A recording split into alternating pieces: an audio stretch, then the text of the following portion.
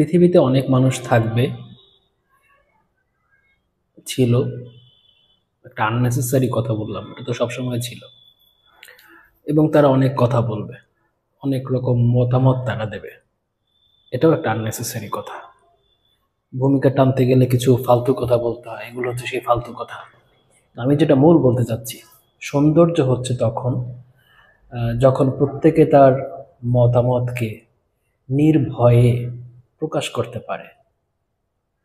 প্রকাশ করার আবার অনেকগুলো মাধ্যম আছে, যেমন আহ, সাহিত্য সাহিত্য লেখা, গান তৈরি করা, যেটা সাহিত্যের মধ্যেই পড়ে, বক্তৃতা দেওয়া, এক নিজস্ব মতের লোকদের সঙ্গে সভা সমাবেশ করা, বৈঠক করা এবং তা প্রচার করা। আমার মতকে আমি প্রচার করব, যারা নিবে তাদের নেবার স্বাধীনতা থাকবে এবং আমার তো বলার স্বাধীনতা থাকবেই। এটা হচ্ছে ডেমোক্রেসির first condition. I can speak and you can listen freely, independently, এবং কোনো বাধা থাকবে না, যেটা কিছুদিন আগে আমাদের দেশে ছিল। প্রচুর বাধা ছিল, লিখতে গেলে বাধা, কথা বলতে বাধা। তো একটা আন্দোলন হয়েছে। আহ, অনেকে বলে যে কি কোটা নিয়ে আন্দোলন, আন্দোলন সামান্য একটা চাকরির জন্য। এদের বোঝার সমস্যা আছে, অথবা এরা বুদ্ধিতে দুর্বল, অথবা এরা পক্ষপাতে দুষ্ট, যারা আসল কথা জানে কিন্তু বলে না।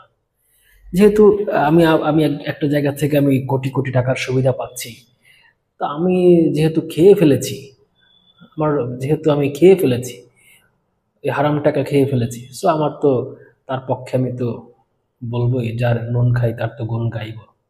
এই জন্য অনেকে বুঝেও বোঝে না। এটা আসলে একটা সংগ্রাম ছিল স্বাধীনতার, কথা বলার স্বাধীনতা, মত প্রকাশের স্বাধীনতা, চলাফেরার স্বাধীনতা, সর্বোপরি সম্মান। আমি সম্মান নিয়ে সমাজে প্রতিষ্ঠিত থাকব, সম্মানের সঙ্গে চলব। যাই হোক, এটা আমার আসলে আন্দোলনটা মূল বিষয় না। আমি যেটা বলতে চাচ্ছি,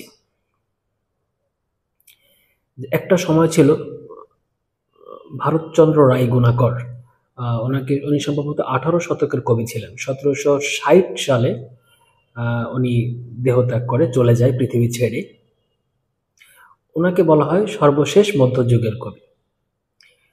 এবং ওই সময় কিছু কবিয়াল, হিন্দুদের মধ্যে কবিয়াল এবং মুসলিমদের মধ্যে শায়ের, এদের উদ্ভব হয়েছিল। এবং এই কবিয়াল, শায়ের এবং ওই সময় আরো কিছু এরকম গীতি কবিতা বা গান, এরকম সাহিত্যের জন্ম হয়েছিল। প্রশ্ন হচ্ছে, মানে ব্যাপারটা হচ্ছে যে আসলে কেন তাদের কথা বললাম। এই সময়টাকে বলা হয় একটা খারাপ সময় সাহিত্যের জন্য। এবং বাংলা সাহিত্যের আরেকটা অন্ধকার যুগ আছে, সম্ভবত 1201 থেকে 1350 এরকম। তো ওই সময়টা এবং এই যে 18 শতকের শেষ, এই সময়টাকে কেন অন্ধকার যুগ বলা হয়, এর কারণ হচ্ছে সাহিত্যিক, শিল্পী, চিত্রকর বা অন্যান্য যারা মুক্ত মনের মানুষ, প্রথমত যারা বিশেষ মনের অধিকারী, তাদেরই কিন্তু এই খাওয়া, ঘুম এর বাইরে বিশেষ কিছু চিন্তা তাদের মনে ধরা পড়ে এবং তারা তা প্রকাশ করে। আমি চ্যালেঞ্জ করলাম, আপনি রবীন্দ্রনাথ হয়ে দেখান তো। পারবেন না, মনে আসবে না, আবার হয়তো আসতেও পারে। এটা ডিপেন্ড করে আপনার মনের যোগ্যতার উপরে। রবীন্দ্রনাথ গীতাঞ্জলি লিখেছে, গীতাঞ্জলি কি দেখে লিখেছে? কোন বইটা পড়ে লিখেছে? ওনার মন পড়ে লিখেছে। রামায়ণ যিনি লিখেছেন, তারপরে ইলিয়াড, ওডিসি, প্যারাডাইজ লস্ট যারা লিখেছেন, নিশ্চিত ওই সময়ের সকল সাহিত্যকে অতিক্রম করে গেছে, সকল বুদ্ধিজীবীকে অতিক্রম করে গেছে। ওই সময় যারা বুদ্ধিমান ছিল তাদের থেকেও ভালো লেখা হয়ে গেছে। তো আমি এখন একটা লেখা লিখলাম, একটা সাহিত্য তৈরি করলাম, যা আমার সময় সকল সাহিত্যিককে মানে রীতিমতো অদৃশ্য করে দিল, ম্লান করে দিল। তাহলে আমি এটা লিখলাম কি পড়ে, কোন বইটা পড়ে লিখলাম? আইনস্টাইন যে সূত্রটা আবিষ্কার করেছিলেন, নিউটন যে অভিকর্ষ ত্বরণ আবিষ্কার করেছিলেন, কোন বই পড়ে লিখেছিলেন?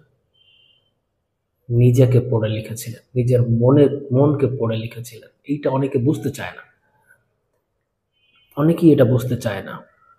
কিছু কিছু মানুষ আছে তাদের মূর্খতা অন্যদের উপর চাপিয়ে দেয়, বলে যে উনি অনেক বড় লেখক, তার সমালোচনা করা যাবে না, রবীন্দ্রনাথকে নিয়ে কথাই বলা যাবে না, নজরুলের বাবা শামসুর রহমান, নির্মলেন্দু গুণ কথাই বলা যাবে না।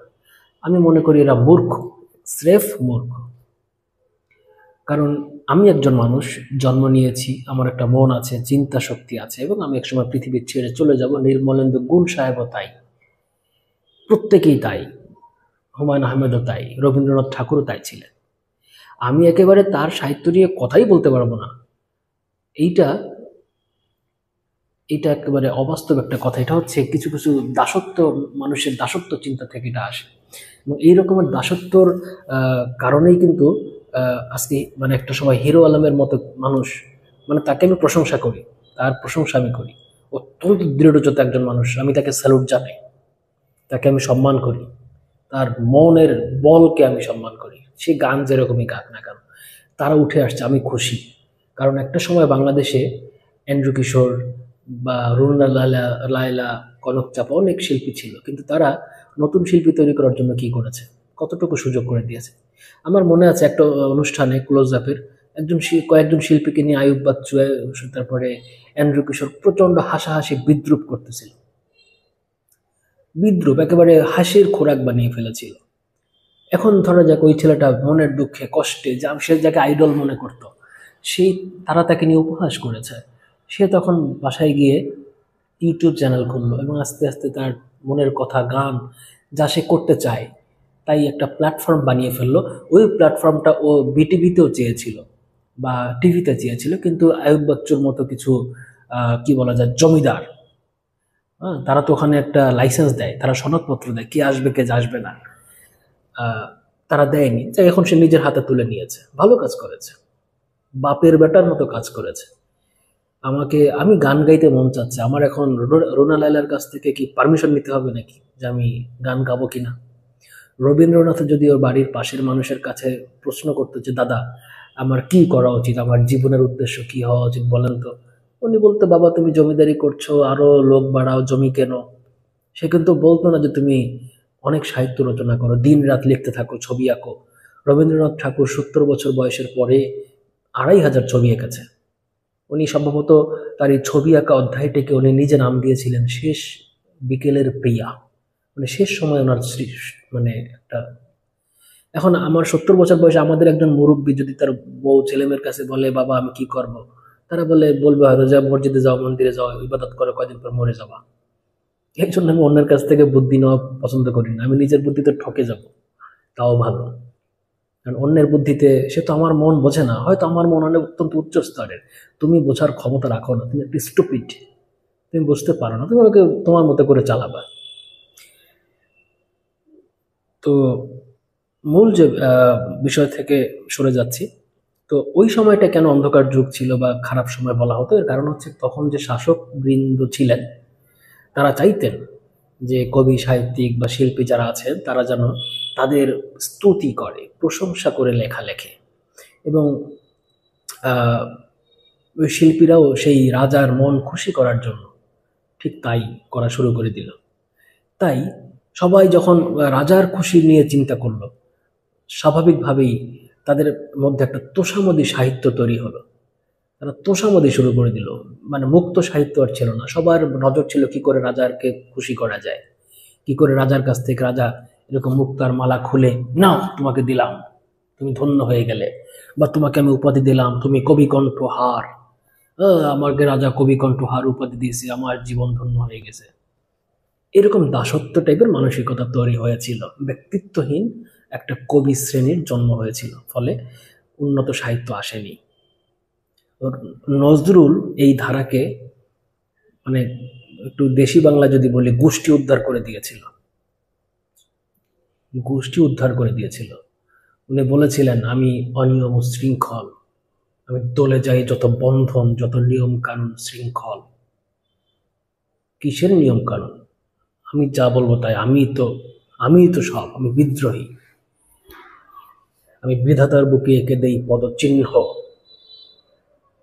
নজরুলের সাহিত্যের প্রশংসা মানুষ করে, আর আমি ওর মনের আকার দেখে ভয় পাই, যে কত বড় একটা মন, কত বিশাল, এত বিশাল একটা মন ওইটুকু একটা শরীরে কি করে বাসা বেঁধেছিল, বা স্বয়ং ঈশ্বর তাকে কি করে বানালেন, আমি সেইটাই ভাবি। ওই যুগে, ওই দাসত্বের যুগে, ওই ওই কাপুরুষের যুগে দাঁড়িয়ে উনি যে কথা বলেছেন, সুকান্ত তাই। আমি মনে করি যেহেতু প্রত্যেকের মত প্রকাশের অধিকার আছে, আমারও আছে, আমি আমার কথাটা বলবো, তুমি নিলে নিলে, না নিলে না নিলে। আমি মনে করি নজরুলের প্রশংসা তুমি করবা, সমালোচনাও তুমি করবা। তোমার যদি ভালো না লাগে তুমি সমালোচনা করবা, নির্বোধের মতো করো, স্বাধীন চিত্তের প্র্যাকটিস করো। তুমি তোমারও সমালোচনা করো, তুমি রবীন্দ্রনাথের সমালোচনা করো, তার প্রশংসাও করো, গঠনমূলক, সবই গঠনমূলক হবে। কিন্তু কখনো কারো প্রতি বিদ্বেষ রেখো না, কখনো কারো ভক্ত হয়েও না। কেন? ভক্ত হতে কি সমস্যা? আমি তো ভক্ত হতেই পারি। ছোট্ট একটা উদাহরণ দিই, কেন ভক্ত হলে সমস্যা। তার আগে একটু বলি, ভক্ত কারো হওয়াই ভালো না। যদি সে ধর্মগুরু হয়, ভক্ত হওয়া ভালো না। তুমি তার থেকে তোমার জীবনের প্রয়োজনীয় কিছু আচরণ নিতে পারো। একজন ধর্মীয় গুরু উপদেশ দিয়েছেন, সূর্যোদয়ের আগে উঠো। এই আচরণটা, এই প্র্যাকটিসটা তোমার জীবনে তুমি নিয়ে আসো, উপকার হবে। কিন্তু এর জন্য তাকে তার তার কাছে মাথা নুয়ে শুয়ে শতকোটি প্রণাম, অথবা তুমি আমার সব, জানের জান, পীর কেবলা, আই ডোন্ট থিঙ্ক, আমি এটা মনে করি না। কেন মনে করি না আমি বলছি। ধরা যাক আমি আমি একজন লালন সাহেবের অত্যন্ত বড় গুণবুদ্ধ মানুষ। মানে একজন মানুষ কোথায় গান শিখলো, কোথায় তাল শিখলো, কে তাকে ওগুলো শিখালো, আর গান লিখছে 10,000-এর উপরে। রবীন্দ্রনাথ ঠাকুরের মতো মানুষ তার বাড়ি যেতে 1 মাইল আগে থেকে অথবা 2 মাইল আগে থেকে গাড়ি থেকে নেমে জুতা খুলে হেঁটে যেতেন। ইতিহাসে পাওয়া যায়, আমি তো তার সাথে করি নাই, দেখি নাই। তবে রবীন্দ্রনাথ ঠাকুর অনেক বড় মনের মানুষ ছিলেন, উনি করতেই পারেন, আমি বিশ্বাস করি। তো রবীন্দ্রনাথ ঠাকুর নিজে ছিল একটা মহাসাগর বা মহাকাশ, মহাসাগর না, মহাকাশ, মহাকাশ। উনি তার কাছে যে নত হয়ে থাকতেন, কত বড় লালন সাঁইজি। এই লোকটা কোথায় সুর শিখলো, কোথায় গান শিখলো, কোথায় এত গান কথা শিখলো, এবং কি সব কথাবার্তা বলছে। একটা গানের বিশ্লেষণ করতে গেলে মন উতলা হয়ে যায়। আমি তার গুণমুগ্ধ, অনেক কিছু তার কাছ থেকে নিয়েছি, কিন্তু ভক্ত হয়নি। কেন ভক্ত হয়নি? এটা আমার যুক্তি। ভক্ত হলে নিজের নিজত্ব নষ্ট হয়। ধরে যাক আমি একটা সূর্য, লালন সাঁইজিও একটা সূর্য, রবীন্দ্রনাথ ঠাকুর আর একটা সূর্য, আর একটা নক্ষত্র। এখন আমারও অ্যাবিলিটি আছে মনকে একনিবিষ্ট করে উচ্চ চিন্তাকে ধারণ করার, এবং এই মহাজগৎ থেকে অনেক উচ্চ চিন্তাকে গ্রহণ করার, এবং তা লিপিবদ্ধ করার, অথবা গানে গানে প্রকাশ করার, অথবা মানুষের হৃদয়ে কথার মাধ্যমে ছড়িয়ে দেবার এই ক্ষমতা আমারও আছে। এখন আমি নিজেকে আবিষ্কার করতে চাচ্ছি না, আমি নিজের এই ব্যাপারগুলো জানি না, আমি নিজেকে গবেষণা করিনি, নিজের ব্যাপারে আমার আত্মবিশ্বাসটাও নেই। আমি লালন সাঁইজির ভক্ত। লালন সাঁইজি গান লিখেছে 10,000-এর উপরে। তার ভক্ত মানে হচ্ছে, বাট আমি তার সব গান নিয়ে আমার জীবন, উনি যা বলেছেন। আমি একটা জিনিস দেখে দুঃখ পাই যে যারা লালন ভক্ত তারা সবসময় প্রত্যেকটা কথা বলতে গেলে বলেন সাঁইজি বলেছেন, তাকে যে প্রশ্নই করা হোক সে বলে সাঁইজি বলেছেন। রবীন্দ্রনাথ ঠাকুরের যারা ভক্ত তারা কথায় কথায় কবিগুরু বলেছেন, অমুক বইতে বলেছেন। অনেক ধর্মীয় মানুষ বলে কোরআনের অমুক আয়াতে আছে, বা গীতার অমুক শ্লোকে আছে। ওখানে তো আছে, ওটা তো আমিও বাজার থেকে বই কিনলে পারি। তোমার কি মনে হয়, তুমি প্রকৃতি তোমাকে কি দিছে? তোমার মনে কিচ্ছু ধরা পড়ে নাই? তুমি কি একটা আহাম্মক? তুমি নিজে কিছু বলতে পারো না? ছোট করে বলো, ভুল বলো, কিন্তু বলো, কিছু তো বলো, পৃথিবীকে কিছু দিয়ে যাও, একেবারে মৌলিক কিছু দিয়ে যাও। অমুক বলেছে, তমুক বলেছে, তো তা তো আমিও জানি বলেছে। এখন আমি যখন লালন সাঁইজি বা যে কোনো একজনের ভক্ত হয়ে যাব, তার মানে হচ্ছে তার ওই একটা সূর্য, তার আলোতে আমি তার কাছ থেকে শক্তি নিয়ে আমি ওখানে বসবাস করি। আমার নিজস্ব বলতে কিছু নয়, আমি চাঁদ। আমি চাঁদের মতো হয়ে গেছি, আমার নিজস্ব কিছু নাই। যখন আলো দেবে আমি আলো পাবো। আমি এর বিপক্ষে। আমি তার প্রশংসা করব, আমি তার গুণমুগ্ধ হব, আমি তার কাছ থেকে অনেক শিক্ষা নেব, তার আহ, প্রয়োজনীয় সম্মানটুকু তাকে আমি দেব। কিন্তু আমি সাধনা করব আমার নিজের, আমি ভক্ত হব শুধুমাত্র আমার, তাতে সেটা অল্প হোক। আমি যদি অনেক গান পছন্দ করি, আমি গান গাইবো, আমি গান লিখবো, সুর করব, খারাপ হোক, it doesn't matter, it doesn't matter at all. আমার নাচতে ইচ্ছা করছে, আমি নাচবো। You like it, you like it, you don't like it, go away. কিন্তু তার মানে এই না যে আমি খালি ওই ঋত্বিক রোশনের নাচ দেখেই যাব। It's a stupid way of life. নিজেকে আবিষ্কার করা হচ্ছে most smart way of life, smartest way of life. কারণ আমার মধ্যে সব আছে, আমি নিজেই একজন, মানে মানুষের মধ্যে নাকি ঈশ্বর আছে, তা আমার মধ্যেও তো আছে, তা আমিও তো তাই, তাই না? আমিও তো তাই। আমি নিজেকে বাদ দিয়ে, নিজেকে ছোট করে কেন আরেকজনের ছায়া তলে যাব? আমি তাকে সালাম জানাবো, তাকে রেসপেক্ট করব, তার কাজগুলো দেখবো, আইনস্টাইনের E=mc², আমি পড়বো, মুগ্ধ হব, তাকে সেলুট জানাবো। কিন্তু আমি কি ওখানে তার ছায়া তলে থাকবো নাকি? আমি যা পারি আমার মতো করে খুঁজে প্রকৃতি থেকে বের করে আমিও লিখে যাব। ভুল হয়েছে, দুর্বল হয়েছে, ছোট জিনিস হয়েছে, হোক না, তাও কিছু দিয়ে যাই মৌলিক। একটা গান লিখে যাই মৌলিক। মনে রাখবে মানুষ, সালে আহমেদ একটা গান লিখছে। গান একটা উদাহরণ, যে যে যে যে ফিল্ডে থাকে আর কি। এই জন্য আমি ভক্ত হওয়াকে সবসময় নিরুৎসাহিত করি। আমার বন্ধু বান্ধব লেভেলে বা যাদের সাথে আমার কথা হয় সবাইকে বলি, ভক্ত হও না, প্রশংসা করো, শিক্ষণীয় বিষয়গুলো নিয়ে নাও, ভক্ত হও না। বেশি ভক্ত হলে তুমি নিভে যাবা, তোমার কোনো অস্তিত্ব থাকবে না। এটা আমার একটা জীবন দর্শন।